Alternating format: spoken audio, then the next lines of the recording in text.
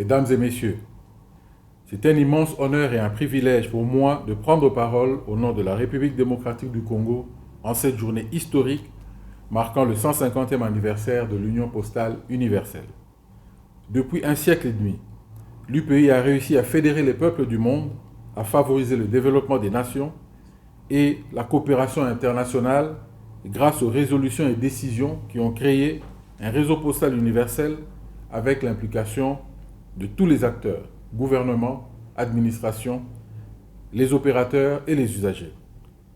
150 ans d'engagement pour la communication et le développement des peuples à travers le monde est le thème retenu pour célébrer ce bon moment d'unité qui résonne avec force dans nos cœurs, et ce, depuis les pionniers de cette grande famille postale jusque des générations futures. En effet, l'essence même de la mission de l'Union postale universelle est celle de relier les personnes où qu'elles se trouvent et de contribuer au progrès des sociétés. L'unification des standards des services en assurant et en garantissant la sécurité des échanges pour offrir des opportunités économiques et sociales entre les continents à travers un système postal mondial a été l'engagement pris par l'UPU depuis sa création en 1874. Mesdames et messieurs, au fil des années, le rôle de la Poste a considérablement évolué, passant d'un service exclusivement axé sur l'acheminement du courrier vers des services hybrides de type numérique et interconnectés afin de s'arrimer aux besoins sans cesse croissants de la clientèle. C'est ici l'occasion de saluer le progrès réalisé par l'Union postale universelle grâce à son engagement indéfectible à s'adapter aux évolutions technologiques en accompagnant les États dans la modernisation de leurs systèmes postaux tout en préservant l'accessibilité pour les citoyens les plus vulnérables. Sur le continent africain, particulièrement en République démocratique du Congo, les services postaux ont joué un rôle crucial dans la promotion de l'inclusion financière, la facilitation des échanges commerciaux et le soutien à l'entrepreneuriat. La Poste s'est donc affirmée en Afrique au cœur de la stratégie de développement numérique, offrant des solutions innovantes pour surmonter les défis liés à l'accès aux services de base dans les régions les plus éloignées.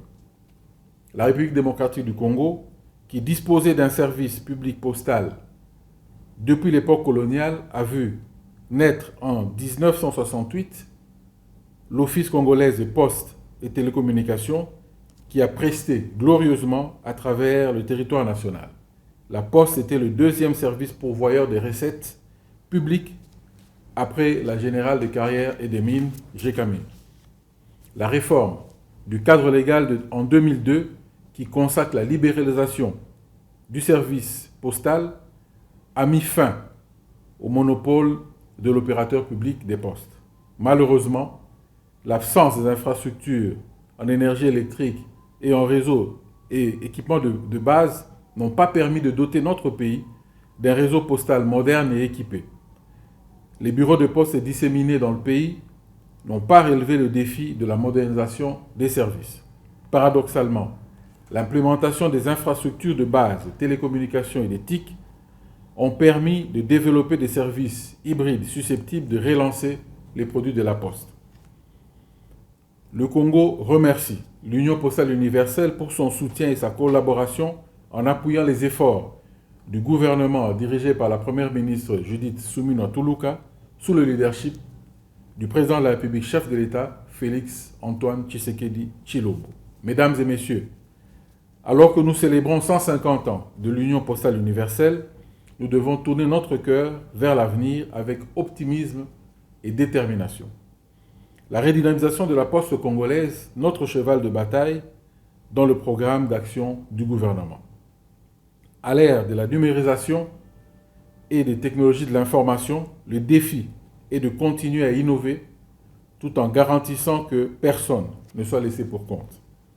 Nous devons continuer à investir dans les infrastructures postales, dans la formation des ressources humaines et dans l'adoption de nouvelles technologies. Nous devons également renforcer la coopération internationale pour que les services postaux puissent continuer à être les moteurs de développement de la connectivité. Mesdames et messieurs, Permettez-moi d'exprimer ma profonde gratitude à l'Union postale universelle pour son leadership et son engagement à accompagner les acteurs du réseau postal mondial. Nous réaffirmons notre engagement à travailler main dans la main avec elle pour relever les défis à venir et exploiter toutes les opportunités offertes par un monde en mutation.